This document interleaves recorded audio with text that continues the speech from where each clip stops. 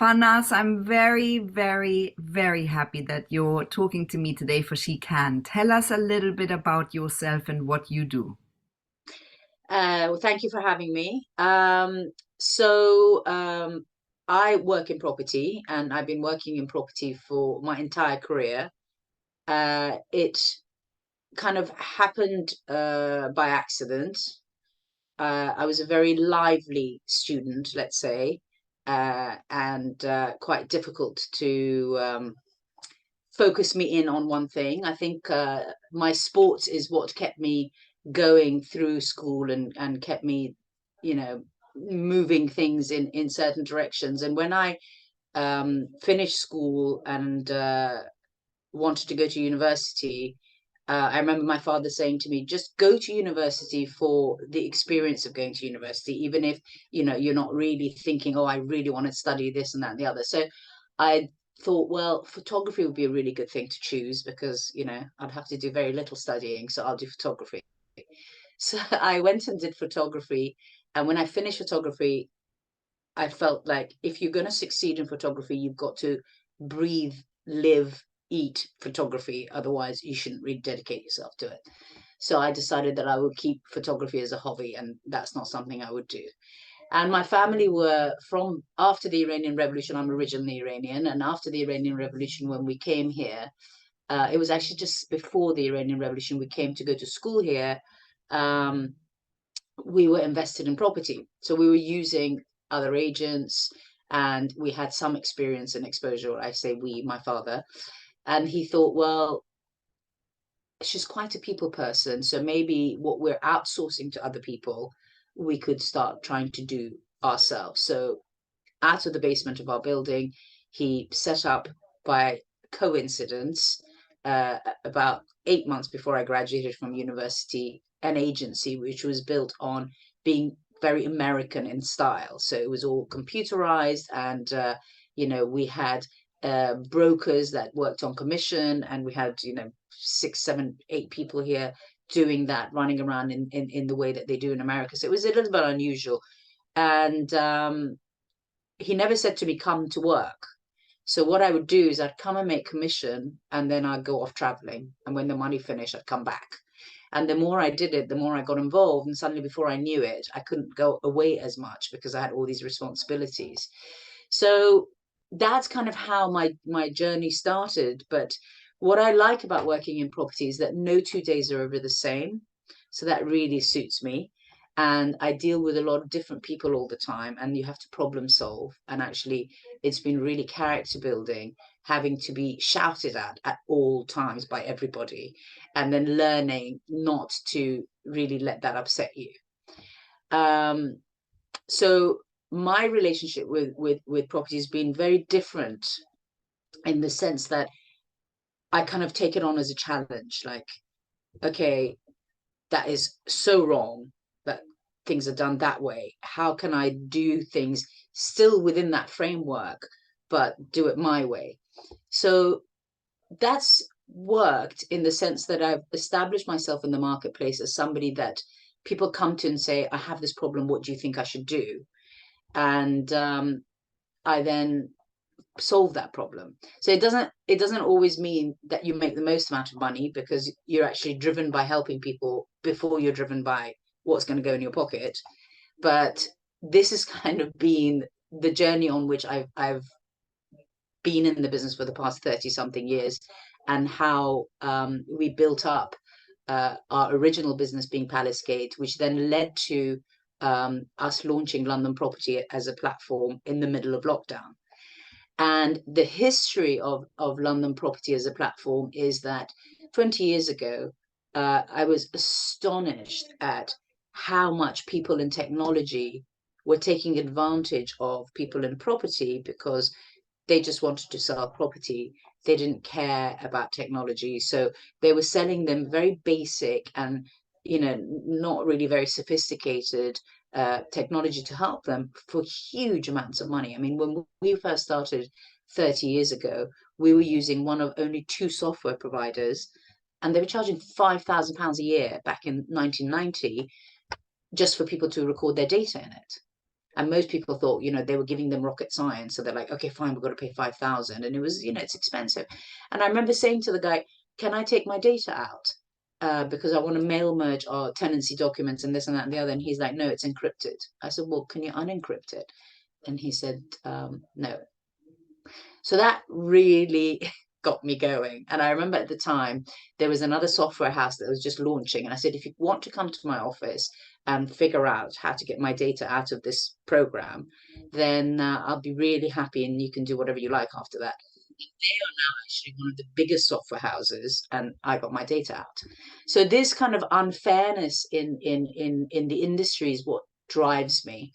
And going back to that, we work in an industry where no one's qualified, no one needs a license, and you've got people with a mobile phone advising the public on the biggest. So the way that the whole real estate market operates in this country is got a lot of things that could change. And with the fact that people are making the biggest investment of their life, they're being advised by people who don't need to have qualifications. So, if you come across people who are self-regulated, let's say, and they have dedicated themselves to doing what they do and doing it well, then that's fantastic. But there is nothing that actually forces people to understand what they're doing. And it's a very complex market because, you're looking at leases that date back 100 years, hundreds of years, and there's all these nuances that people need to understand, the relationship between the tax and the lease and the buying and the selling, the location, the planning.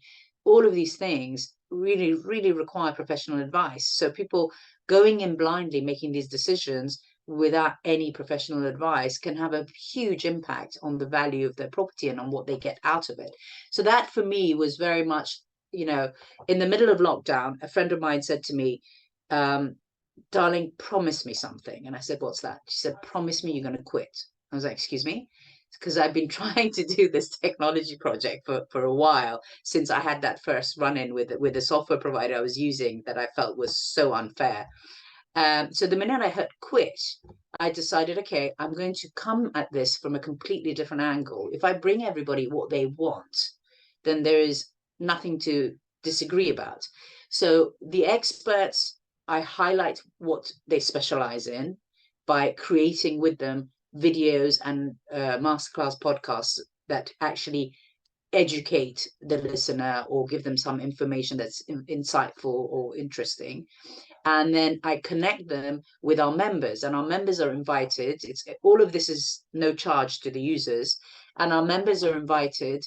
On initially, the founding members are obviously people I've known for decades, and the one thing that kind of ties them together is that they've got interest in a super prime location when it comes to property. So the members can then go into our experts directory, listen to our content, and be reassured by actually hearing for themselves, who is this person? What are they passionate about? What do they specialize in? And how can they help me?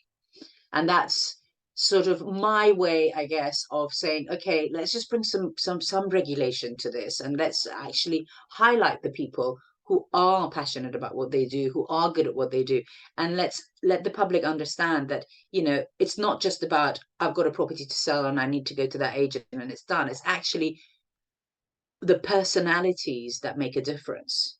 If you go to somebody who only ever deals with properties on the river, obviously what he knows is going to be different to what the agency that's down the road might know. So our job is really to say, okay, we've been here for 30 years and we've got relationships. We have an understanding from a perspective of property owners and investors, as well as people who've given the service. So we think that this is your problem and these would be the best ways for you to solve those problems, and these are some of the people you can talk to. So it's really very simple from that point of view. But for me, it's all driven about whether I think something's being done right, and if something is fair. Which I know before we went on air, we were having this conversation about my country, where we come from, and I think in Iran, I've always said for the past 5 years, the only way there's going to be change is when the women get annoyed, because we all know when a woman is cross, they're not going to stop until it's sorted, So it was actually really refreshing for me to see that this is how the movement started in Iran. It was coming from a woman. But now that I've become a bit more educated on the subject, this is not something new in Iran. This has been going on for ages.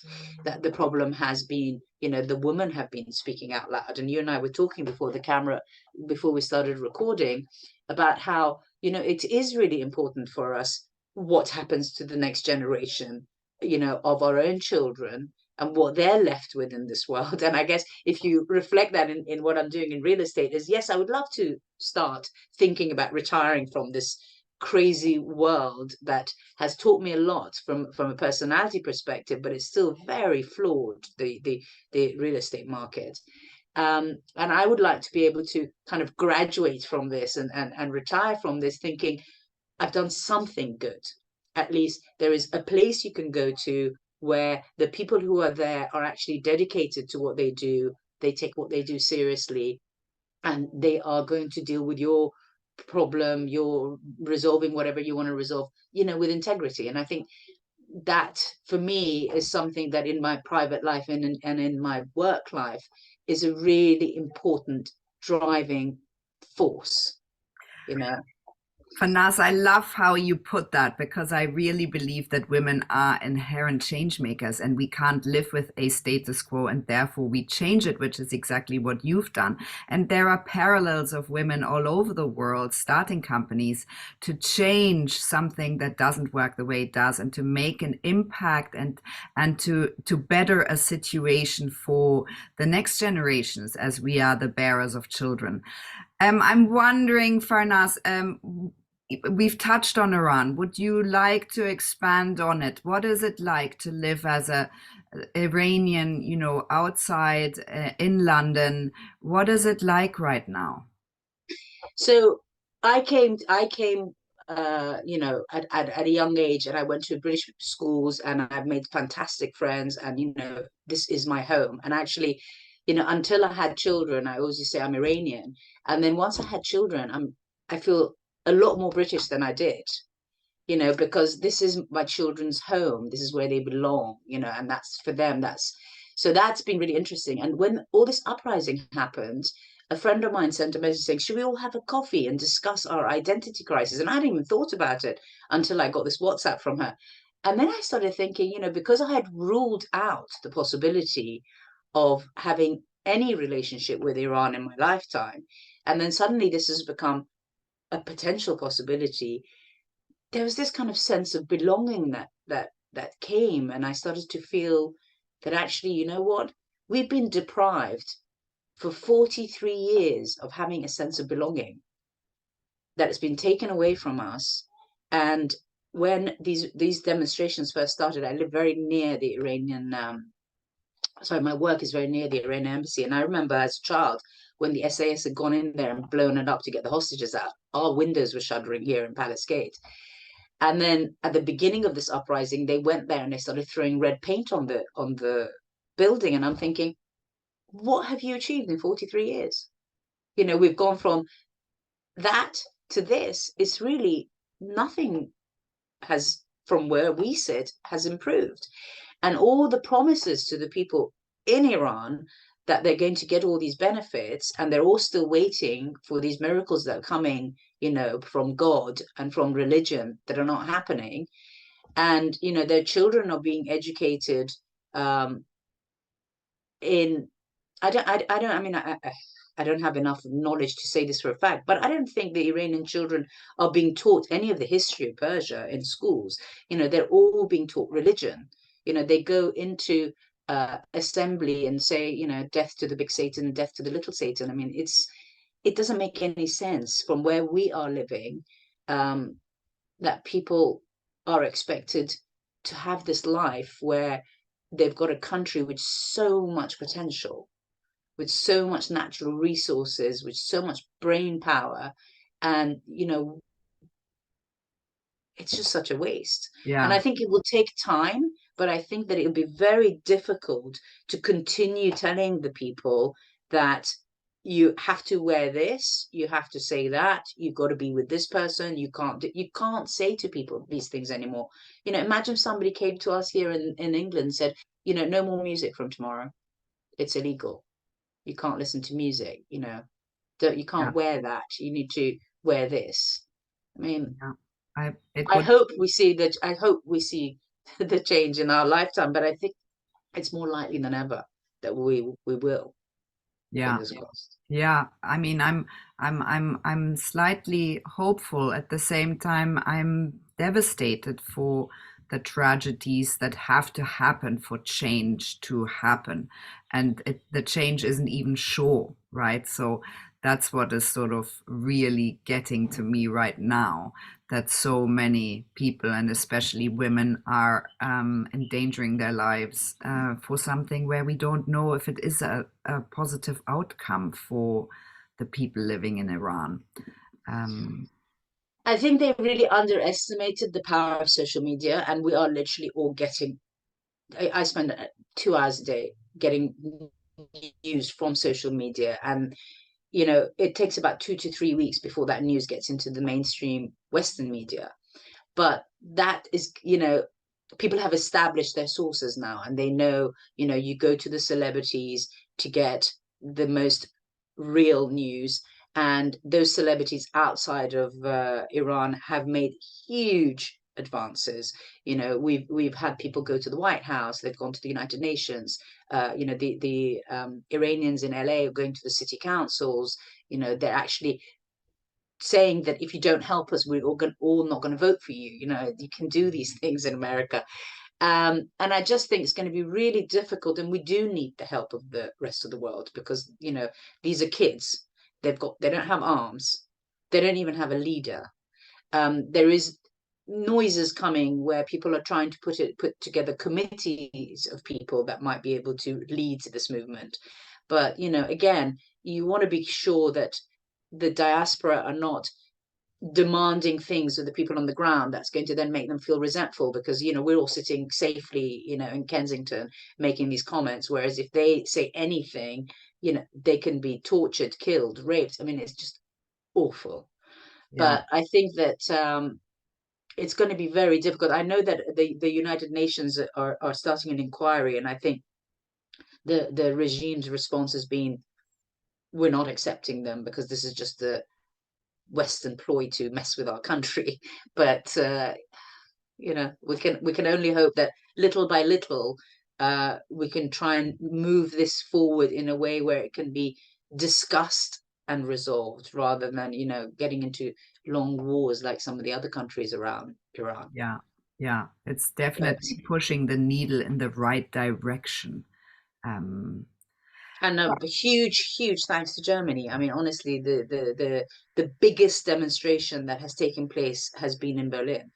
I mean, yeah, there was so many people there that I know a lot of Iranians actually flew into Germany for this. And I think that, you know, the most outspoken politicians and the most supportive politicians in the world have been, you know, the Germans. So, I know I'm rather proud of them right now.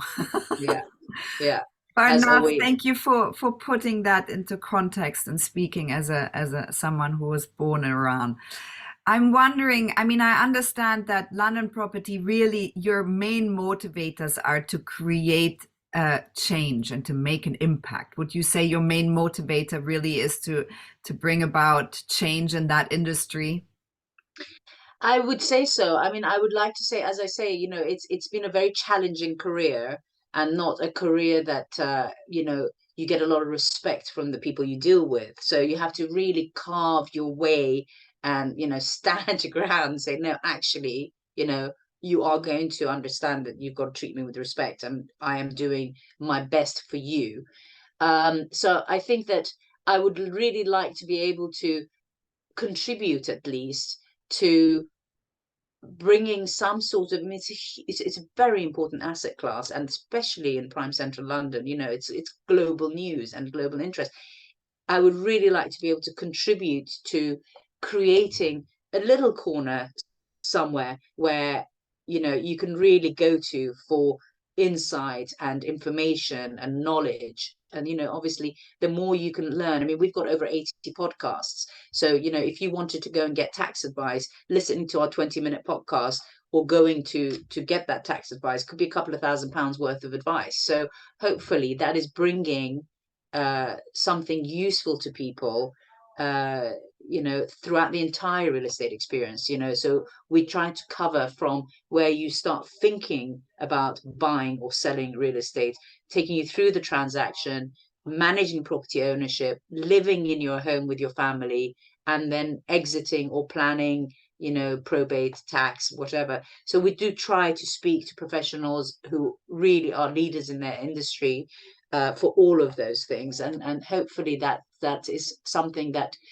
can keep growing, in having a community of people creating kind of a one-stop shop that you can tap into. And the way that we earn is, if an expert is used by one of our members who are kind of pre-qualified, then the expert gives us a 10% referral, which is very normal in any industry. So it doesn't change the price point for the users, but it's just a perfectly transparent um, platform for people to be able to go to get some solid information. Farnaz, it's an unbelievably beneficial platform you've launched, and I think really unbelievably important in that industry, which is a little bit the Wild West at times. So I think incredible contribution to an unbelievably important asset class, as you said. Farnaz, I'm wondering, what do you think is your superpower in all of this? What makes you so good at what you do? Um, that's not for me to say. It makes me really good at what I do, but what I really enjoy is, I enjoy interaction with people, and I feel that I understand quite quickly where a person is with the way that they're thinking, or with the way that they want something to happen. And I really, really enjoy bringing all the different components in to make that a reality for that person, whether that person is another property professional, a seller, a buyer. That's really what makes me tick. Farnaz, what would your top tips be for other women? I think that to actually think you're different to men is the wrong way to think, because I don't know, I've never felt that way. Maybe because I've always been bulldozing ahead in every direction, and I learned a lot of how I deal with the world in kind of sports and the competition of sports. And like, okay, so I fell down, never mind, just get up and keep going. Or to achieve that, I just need to do this, and it's really hard to do this, but I'm just going to do it because it's only 7 days. So I think it's really, what you say to yourself in your head becomes a reality. If you think, oh, I'm a woman, so it's going to be different, then it will be. But if you see and feel no difference between you and a man, then there's no reason that you can't achieve those things. And even if you think that people have preconceived ideas, call it on them.